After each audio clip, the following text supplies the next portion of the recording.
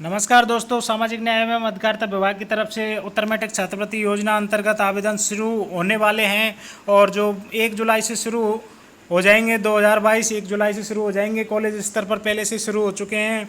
College संस्थान द्वारा portal पर फीस स्ट्रक्चर अपडेट का कार्य किया जा रहा है, जिसकी अंतिम डेट 31 जुलाई है। जबकि स्टूडेंट के जो आवेदन है वो 1 जुलाई से शुरू होने वाले हैं, उनकी भी अंतिम डेट 31 जुलाई है। हालांकि यह डेट बढ़ सकती क्या बढ़ जाएगी, लेकिन आपको शुरुआत में ही आवेदन करना होगा, जिससे कि आपको स्कॉलरशिप समय पे मिल सके। लेकिन आवेदन करने से पहले आप महत्वपूर्ण बातों का ध्यान रखते हुए ही आवेदन करें, क्योंकि आपको कोई समस्या नहीं आनी चाहिए, ऑब्जेक्शन में ज़्यादा फॉर्म नहीं रहना चाहिए।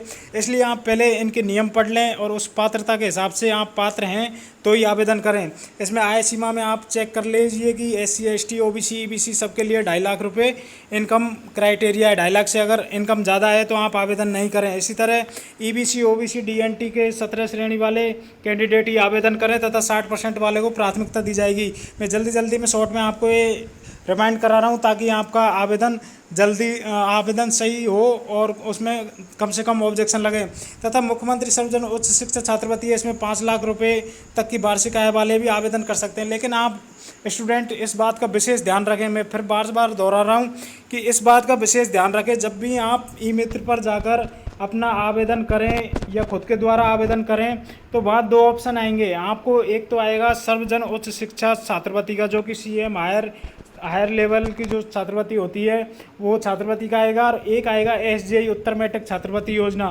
तो आपको उत्तर मैट्रिक छात्रवृत्ति योजना में आवेदन करना है। अगर आपने दूसरी कोई भी स्कीम में आवेदन कर दिया है तो आपको नुकसान हो जाएगा, आपको बहुत कम राशि मिलेगी और वो भी कन्फर्म नहीं है मिलेगी या नहीं मिलेगी।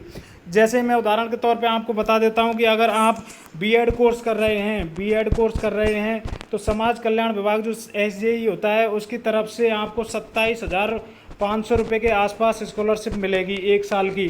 जबकि आपने अगर गलत तरीके से आवेदन कर दिया CM हायर या और किसी स्कीम में कर दिया तो आपको मुश्किल से 5,000 रुपये ही छात्रवृत्ति के रूप में दे होंगे, जो भी कंफर्म नहीं है। इसलिए आवेदन करते समय आप विशेष ध्यान रखें और आपको ही जिम्मेदारी है कि उस फॉर्म को आप चेक करें। ये नहीं कि आप ई मित्र वाले ने ऐसा कर दिया वैसा कर दिया, ये आपकी जिम्मेदारी है। और जो भी ई मित्र संचालक हैं वो भी ध्यान दें कि किसी भी स्टूडेंट का फॉर्म भरें तो स्टूडेंट को चेक कराएं और सही से अच्छे से फॉर्म भरें, ताकि बाद में विवाद की स्थिति पैदा ना हो। तो इन बातों का ध्यान रखते हुए आपको आवेदन करना है। अगले पॉइंट पर मैं जाऊँगा कि फ्रीशिप कार्ड के लिए भी आवेदन शुरू होने वाला है, तो फ्रीशिप कार्ड के लिए भी आवेदन कर दें ताकि आपकी फीस सुनिश्चित हो सके और आपको फ्रीशिप कार्ड मिलने के बाद आपको कोई टेंशन नहीं है कि स्कॉलरशिप कभी भी आए आपको कॉलेज वाला एडमिशन के लिए मना नहीं करेगा, पढ़ाने के लिए मना नहीं करेगा तथा कोई परेशान नहीं करेगा। आवेदन की प्रक्रिया ऑनलाइन आवेदन होगा और जो भी ई मित्र या साइबर कैफे या शैक्षणिक संस्थान द्वारा कर सकते हैं और खुद भी अपनी SSO IDs कर सकते हैं। तो इसमें एक चीज़ और ध्यान देना कि छात्र छात्रा जो भी हैं मोबाइल नंबर और ईमेल आईडी स्वयं की ही दें, ताकि ई मित्र कोई दुकान बंद कर दे या किसी भी कारण से ई मित्र वाले से बैठ नहीं पाता है तो कोई भी समस्या हो तो आपकी ईमेल आईडी और मोबाइल नंबर पर OTP आएगा। तो इसलिए आप अपनी SSO ID, email ID, mobile number इनसे ही आवेदन करें। तथा दस्तावेज़ों में आपको ध्यान रखना है कि जो डिजी लॉकर से दस्तावेज लेने हैं और जन आधार में आपको पूर्ण तरीके से अपडेट करवा लेना है, जैसे आय प्रमाण पत्र, मूल्यवान जाति प्रमाण पत्र, लास्ट ईयर की मार्कशीट, ये सब आपको जन आधार में अपडेट करवा लेनी है रंगीन स्कैन करके। इसी तरीके से आगे हम देखेंगे कि कोई भी नाम, जाति, लिंग, आयु, पिता का नाम, माता का नाम, धर्म, बैंक खाता, जो भी करेक्शन करवाना है जन आधार में पहले से करवा लें ताकि बाद में कोई समस्या ना रहे। बैंक अकाउंट की डिटेल है, बैंक अकाउंट की डिटेल आपको सही भरनी है। बैंक खाता आधार बेस्ड अकाउंट होना चाहिए, आधार से लिंक होना चाहिए, KYC पूर्ण हुई होनी चाहिए, छोटा खाता नहीं होना चाहिए और जनधन अकाउंट नहीं होना चाहिए। इस तरीके से जो भी लिमिट निर्धारित कर रखी है बैंक ने उस हिसाब से उसमें लेन देन होती रहनी चाहिए ताकि खाता बंद ना हो। छोटे खाते में 1,000 रुपये मिनिमम होने चाहिए, बड़े खाते में बैंक के हिसाब से सरकारी खाते में 5,000 रुपये होना ज़रूरी है।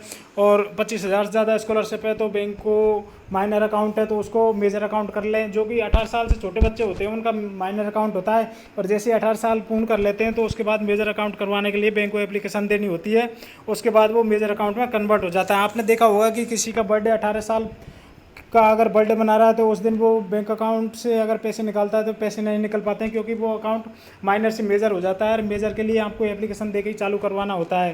तो ऐसी समस्याओं का सामना करना पड़ता है। शुल्क संरचना में आप देख सकते हैं ये कॉलेज इस तरफ से अलग अलग शुल्क 8 तरह के शुल्क होते हैं। इनको मदबार आपको स्ट्रक्चर में फीस को अंकित करना होता है, जो कॉलेज लेवल का काम है। अगर आप नहीं करते हैं तो कॉलेज वालों से बोल के उनसे अच्छे से अपडेट कराएं ताकि कोई समस्या ना रहे।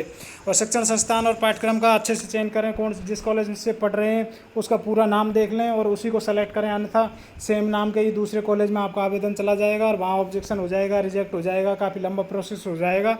इसलिए कॉलेज का पूर्ण सही नाम लेकर ही उसमें आवेदन करें तथा बायोमेट्रिक उपस्थिति रहेगी। बायोमेट्रिक उपस्थिति के आधार पर ही आगे फॉर्म को भेजा जाएगा एसजीआई में, इसलिए कॉलेज में नियमित जाएं तथा बायोमेट्रिक उपस्थिति जरूर करवाएं ताकि आपकी 75% से कम अटेंडेंस ना रहे।